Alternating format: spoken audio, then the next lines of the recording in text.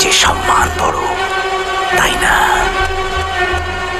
আগে আমি তোর সম্মান নষ্ট করব, তারপর তোকে শেষ করে এই রাজপ্রাসাদের মাঝখানে সমাধি দেবো, আর তোর আত্মার নৈবেদ্য দেবো চন্ডাকে।